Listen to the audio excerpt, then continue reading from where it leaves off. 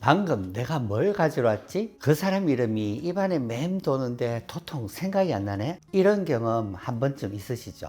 누구나 살면서 한두 번쯤 겪는 흔한 일이라 넘기기 쉽지만 요즘 들어 깜빡하는 일이 자주 반복된다면 걱정이 앞설 수밖에 없습니다. 특히 중요한 약속을 잊거나 약 복용 시간을 자꾸 놓친다면 치매가 되는 건 아닐까 생각이 들기도 하죠. 불안한 마음에 검색도 해보고 자가 테스트도 해보지만 오히려 더 불안해지는 경우가 많습니다. 나에게 해당되는 것 같은데? 이 증상 나랑 비슷한데? 이런 생각에 혼자 고민만 깊어지고 병원 문턱조차 쉽게 넘지 못하는 분들도 많습니다. 하지만 너무 걱정하지 않으셔도 괜찮습니다. 건망증과 치매는 분명한 차이가 있고 그 차이를 잘 이해한다면 불안감을 줄이고 내 건강을 지키는 데 훨씬 도움이 될 수 있습니다.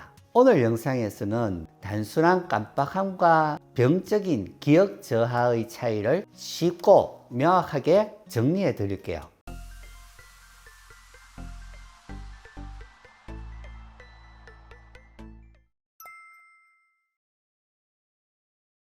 나이가 들면 왜 이렇게 자꾸 깜빡깜빡하게 될까요? 많은 분들이 나이 탓인가 하시며 한숨을 쉬곤 하시는데요. 우리 뇌는 나이가 들면서 조금씩 변화를 겪게 됩니다. 중심에 있는 게 바로 작업기억이라는 기능이에요. 작업기억은 잠깐 정보를 저장해 두는 공간인데요. 예를 들어 커피를 마셔야지 하고 생각하는 순간 작업기억에 잠깐 담깁니다. 그런데 그 타이밍에 전화가 오고 누군가 말을 걸거나 TV에서 흥미로운 장면이 나오면 어떻게 될까요? 방금 전에 그 커피 생각은 그대로 밀려나 버리게 됩니다. 이처럼 작업기억에 여러 자극이 몰리면 원래 담겨있던 정보들이 흐트러지거나 빠져나가 버리게 되는 거죠. 문제는 작업기억의 용량이 나이가 들수록 줄어든다는 점입니다. 스트레스, 수면 부족, 우울감, 스마트폰 과다 사용, 작업기억의 방해 요소가 될 수 있어요. 결국 깜빡깜빡하는 건 단순히 나이 때문만이 아니라 우리 뇌가 너무 많은 자극에 시달리고 있다는 신호일 수도 있는 겁니다. 자꾸 깜빡하는 이 증상이 단순한 건망증인지 치매의 시작인지를 어떻게 구분할 수 있을까요? 가장 중요한 기준은 힌트를 줬을 때 기억이 돌아오는가입니다. 예를 들어 누군가의 이름이 생각이 안 날 때 그분 있잖아요, 지난주에 같이 점심 먹었던 힌트를 주면 아 맞다 김 선생님 하고 떠오른다면 건망증이에요. 반대로 아무리 힌트를 줘도 무슨 말씀이세요? 그런 일 없었는데요 하고 전혀 기억하지 못한다면 치매 가능성을 의심해 볼 수 있습니다. 또 하나 중요한 차이는 바로 자각입니다. 건망증이 있는 분들은 스스로 요즘 내가 좀 깜빡하는 것 같아 하고 인식합니다. 메모를 하거나 캘린더를 활용하는 등 스스로 보완하려는 노력을 하게 되죠. 반면 치매가 진행 중인 분들은 내가 왜 병원에 와야 해요? 난 멀쩡한데요? 내가 그걸 잊었다고요? 무슨 소리예요? 본인의 변화를 인정하지 않거나 부정하는 반응을 보이는 경우가 많습니다. 자신의 상태를 인지하고 있는가? 자기 인식의 유무도 건망증과 치매를 구분하는 데 중요한 기준이 됩니다. 게다가 치매는 단순히 기억력 저하만의 문제가 아닙니다. 판단력, 언어 능력, 시간 감각 등 다양한 인지 기능에도 영향을 주기 때문에 깜빡하는 패턴 자체가 완전히 달라지게 됩니다.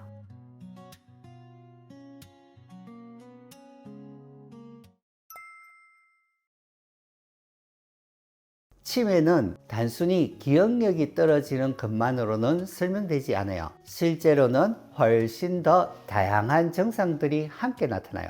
예를 들어 익숙한 길에서 방향을 잃어버린다든지 집 근처인데도 어디로 가야 할지 헷갈린다거나 혹은 평소에 잘 하던 반찬 만들기나 리모컨 조작 같은 간단한 일들이 갑자기 어려워지기도 해요. 성격이 예전과 달라졌다는 이야기를 듣는 경우도 많습니다. 갑자기 의심이 많아지거나 짜증을 자주 내거나 감정 변화가 잦아진다면 한 번쯤 징후를 의심해 볼 필요가 있어요. 같은 질문을 계속하거나 조금 전 나눈 대화를 아예 기억 못하는 경우가 생기면 경도인지장애라는 상태를 고려해 볼 수 있습니다. 경도인지장애는 건망증과 본격적인 치매 사이의 중간 단계라고 보시면 되는데요. 문제는 이 상태에 있는 분들 중 절반 가까이가 3년 이내에 알츠하이머형 치매로 진행된다는 연구 결과가 있다는 점입니다. 시기를 놓치지 않고 초기에 발견하고 관리하는 게 정말 중요합니다. 또 하나 주의해야 할 점은 감정 변화입니다. 우울감이 깊어지거나 예민해지고 사람들과 어울리기보다 혼자 있는 시간이 많아졌다면 치매로 진행 중이라는 신호일 수도 있어요.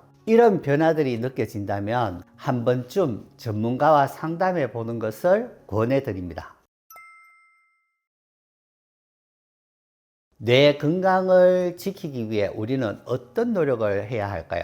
첫째, 뇌를 자주 써야 합니다. 책을 읽고 친구들과 대화를 나누고 손글씨로 일기를 쓰는 것만으로도 뇌에 좋은 자극이 됩니다. 간단한 퍼즐 맞추기나 계산 문제, 기억력 게임 같은 활동도 뇌의 활동성을 유지하는 데 도움이 됩니다. 새로운 걸 배우는 건 아주 효과적입니다. 악기를 배워보거나 외국어에 도전해보거나 운동 동작을 따라서 외워보는 것도 뇌의 여러 영역을 고루 자극해 줄 수 있어요. 둘째, 신체 활동도 중요합니다. 걷기, 요가, 수영 같은 유산소 운동뿐만 아니라 손을 자주 쓰는 활동인 뜨개질 같은 것도 두뇌 회로를 더 정교하게 사용하도록 도와줘요. 셋째는 식습관이에요. 오메가3, 비타민 B군, 포스파티딜세린 같은 영양소는 기억력과 집중력 유지에 도움을 줄 수 있는 성분으로 알려져 있습니다. 특히 포스파티딜세린은 뇌세포막을 구성하는 주요 성분인데요. 관련 연구에 따르면 인지기능 향상에 긍정적인 영향을 줄 수 있어요.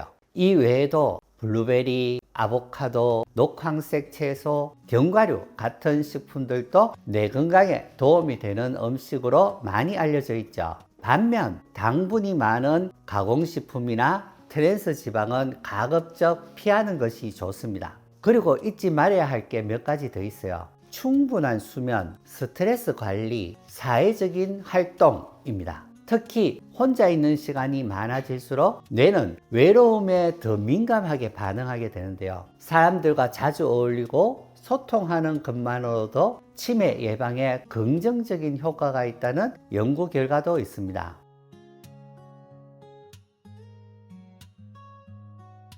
기억력이 예전 같지 않다고 해서 모두 치매는 아니라는 점 다시 한번 강조드릴게요. 건망증은 누구에게나 생길 수 있는 자연스러운 현상이에요. 정말 중요한 건 지금부터 어떻게 관리하느냐입니다. 오늘 이야기 들으시면서 이거 나 얘긴데 하고 느껴지셨다면 혼자 고민하지 마시고 가까운 전문가와 상담해 보시는 것도 좋아요. 무엇보다 중요한 건 지금부터 하나씩 실천해 보는 겁니다. 생활 속에서 조금씩 바꿔나가는 그 습관이 건강한 노화, 건강한 뇌를 만드는 가장 좋은 방법입니다. 오늘 영상이 여러분 마음에 조금이라도 안심이 되는 시간이었길 바라며 마무리하겠습니다. 감사합니다.